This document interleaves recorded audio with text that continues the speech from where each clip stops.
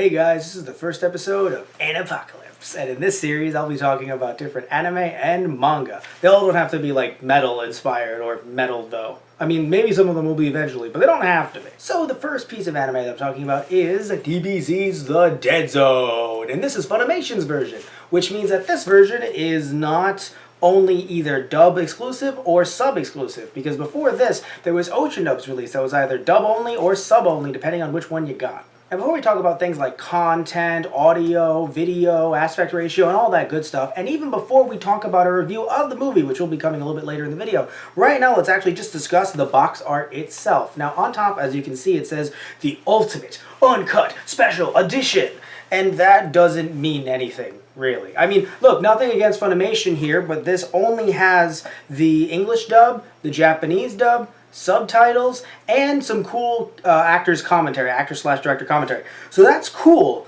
but it's nothing that makes you think like, whoa, like, is there like a special box around this? Was this like in Goku's head or something? Like, well, this come with like a flying cloud that you kind of just shove the DVD into. It does not. So when you're going to get this, it's actually going to be really cheap, which is actually really cool. But if you're just looking for the movie and you don't want anything too fancy, this is definitely the purchase for you. All this has, as like I said, is the movie on it, with some, actually I should mention, some really cool trailers. So if you want some trailers that'll blow you away, then clearly DBZ's Dead Zone is where it's at. And when it comes to trailers from, what, 08? Does this come out in 08? 05. Dear God, this came out in 05. Now, of course, the original movie came out in 89, and the Ocean Dub came out in the mid-90s, but this is the version done by Funimation, as I mentioned earlier, which, if you're not a fan of the Funimation voice actors, then I would kindly suggest that you just watch the Japanese version, because there's a Japanese version on the disc too, so you don't need to listen to the English version, but this is a way you can support Toei and Funimation, unless of course you buy it off eBay or something, in which case you supported someone who originally supported them, which, woo, that's cool, alright, it's giving back to the community. Yeah. So now let's take a look at what you'll see when you pop the DVD in. As you can see, the layout is pretty standard, nothing that really pops out at you. You have your normal play movie, audio, extras, and chapters. You can get the audio with English 5.1 surround sound, English stereo, and Japanese mono. Also, Garlic Jr. is an interesting little man. I have noticed that there is a different soundtrack when looking at the Japanese mono versus the other two English options. One of the English options has an entirely new track, while the other English option just copies the Japanese track. So for any of you that love the Japanese soundtrack and sound effects, you might enjoy that version more. Sadly, neither one of the English options has the Gohan insert song dubbed or translated in it itself. So you're going to have to look at the Japanese mono version if you want to see that. Speaking of the translation, let's take a second to talk about translator Clyde Mandolin. Many times in the anime fandom, anime fans talk about their disgust when it comes to professional translations.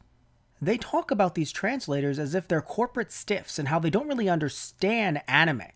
So when we look at Clyde Mandolin's resume, we can clearly see that this man has ruined Dragon Ball, Attack on Titan, Case Closed, and plenty of other Funimation titles. I would mention other series on his resume, but frankly my blood is boiling from looking at the fact that he did One Piece, Soul Eater, Shin-Chan, and Panty & Stocking. He's even worked on Kingdom Hearts 2 and One Piece Unlimited Adventure. Man, this guy's ruining video games too. What's interesting to see is that he hates anime and video games so much that he's actually done video game translations in his spare time. He manages to hate them so much that he does them as a hobby. The nerve of this dedicated man. But don't you worry, you will never ever have to see any of his work unless you've seen some of the Doraemon episodes that he fansubbed. Or Bahamut Lagoon. Or the Mother 1 and 2 GBA compilation. Or Mother 3.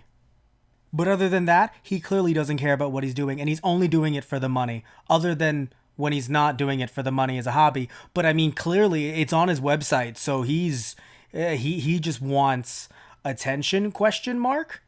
Okay, enough sass from me, let's jump back into the DVD. The chapters are chapters, so there's nothing really special to report there.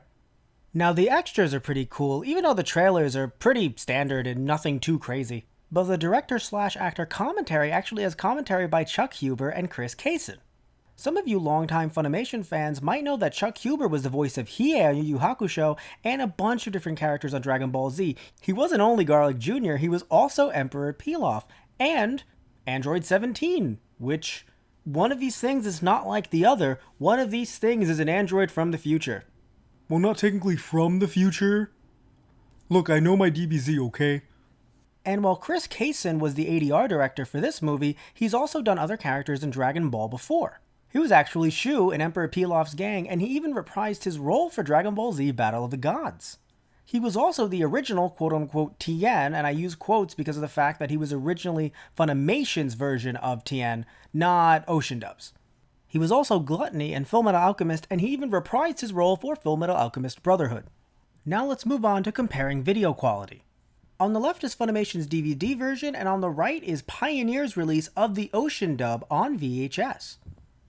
Now let's take a look at the two side by side. As I'm sure you can obviously tell, the one on the left is a little bit clearer and obviously is a little bit lighter because that is the better quality version because obviously DVD versus VHS. Yes, not every DVD will be better, but this one was not one of the early DVDs released in 2000, this was released in 2005. Obviously, DVDs have been around for enough time that it could look a little bit better than your standard VHS. Now we're going to change things up a bit. On the left is Funimation's DVD version, and on the right is Pioneer's Ocean Dub's Laserdisc release. Yes, I went to Laserdisc. Things get interesting when you look at them side by side because obviously Funimation's version looks better, but the right side is lighter and retains some grain that personally I think I might enjoy more.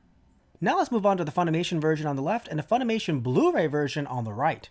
Obviously the Blu-ray version wins, but what's interesting is looking at how vibrant the colors are and how they even change the color of Goku's gi. Which ends up sparking a debate in my head, wondering is Goku's gi red, orange, darker orange? I don't know. And it really hurts when I'm trying to edit videos just like this one or like some of our Let's Plays because I don't know what color Goku's gi is. And that matters. It really does matter, everyone. When putting the two side by side, I can't really stretch out the Blu-ray version because of the fact that the Blu-ray version's aspect ratio is a lot different than the DVD's aspect ratio. So if I ended up stretching the Blu-ray version, it wouldn't really match right. Now before we wrap up this portion of the video, I'm going to jump in Trunks' time machine and go way back, because on the left is Funimation's DVD version, and on the right is a fan sub on a VCD that I got when I was just a wee little one at the age of 11. Yes, everyone, the name of the fansub website, or at least the site that was distributing it, is on the upper right-hand corner. That's throughout the entire video, and you couldn't remove it. And there was a point when there was a controversy when you put fansub creators' credits near the actual Japanese credits. And putting the two side by side clearly shows you which one wins in the end. Sorry, everybody, it's Funimation's DVD version. Sorry, 11-year-old me. So now let's get on to the whole review portion of the video. Should you buy this? Well, I think if you aren't a fan of Dragon Ball or Dragon Ball Z, then this would not be the best purchase for you, even if you're getting it off of a $5 bin at this point because of how long ago it came out, because there's so much in here that, while it can be a good introductory film, because of its small, really, really small 49-minute runtime, if you don't have someone there with you to kind of help guide you along and tell you who's who, you're going to be extremely confused. You might think that the fights are cool, but it may not be for you. But for any of you that have watched the series, I would say that if you're watching the original, this would definitely be a great movie to look at, because you're watching the original series that was released on the orange Funimation box sets, or even the one that was released later with updated video quality. The Dragon Box, that's the one that I was struggling on. Those are the words that I was struggling to say. So regardless of which release you get, as long as it's not Kai, then the story of the Dead Zone does kind of play a little bit of a part later on. I mean, I don't exactly want to spoil anything for you, but I'm just going to say the phrase, Garlic Jr. is immortal. Oh no, have I said too much? Though I will say to those who have or haven't seen it and want to pick up the movie, don't expect too much. And that in no way is insulting this film. It's just that for a lot of these Dragon Ball Z movies, they were released in Japan as part of a kind of a festival. Basically the Shonen Jump Festival, the Jump Festa, as it's called in Japan.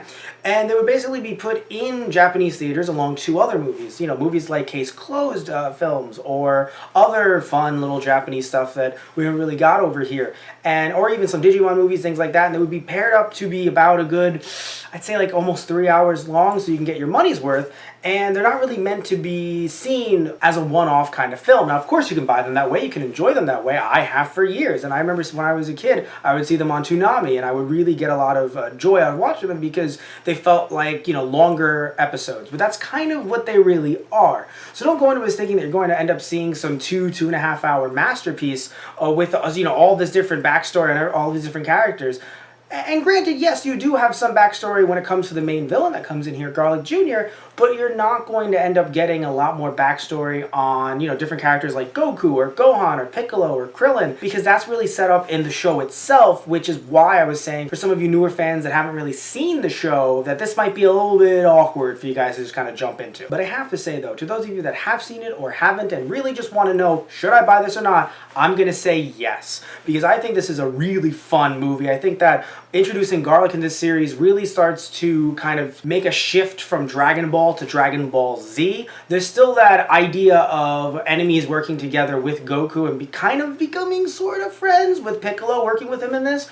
But at the same time, there's still just this air of non-stop action that you did get in Dragon Ball, but a bit more with Kung Fu and not so much with energy blasts and, being able to summon the dragon and actually be granted immortality. Something that never happened throughout the show itself. So that was an interesting thing to kind of break the mold and do that. So buy this DVD if you want a nice little small fun adventure and aren't looking for something too much to kind of just take over your life. This is a bit of like the anti-Netflix, right? Where usually you end up on Netflix is just your life ends up getting consumed by different series for 10, 12 hours. Sometimes you don't even see your wife and kids for days, or maybe you're watching with them, which is nice too, I guess. So when it comes to this, you're gonna get 50 minutes of non-stop action and some foreshadowing for some of you guys that have been fans of the series for a long time. And one last thing I want to say, just a little blast from the past. I actually got this around the time it first came out, or at the very least only a year or so after it had come out. So I actually have one of these inserts because I actually had this sealed. Look at this. Look at all this stuff that they have here. They're actually Funimation promoting it. So for some of you longtime anime fans, just I think looking at this might maybe take you down memory lane, because Funimation doesn't really have inserts like this in their DVDs, their DVD cases, sadly. And some of the movies that they are actually promoting here. Hey, look, the Dead Zone movie. That's the one that I'm reviewing for you right now in this video. Reviewing right now. This one. See, look. It's this one. It's this one. Alright guys, that about wraps up this review. Thank you all so much for watching. And remember, stay prepared for the Anipocalypse. Please, if you're watching this on YouTube, then, click on all the things around here and the subscription buttons and the other video playlists and all that cool stuff so that you can actually end up watching more of our content, because you should always be watching more of our content.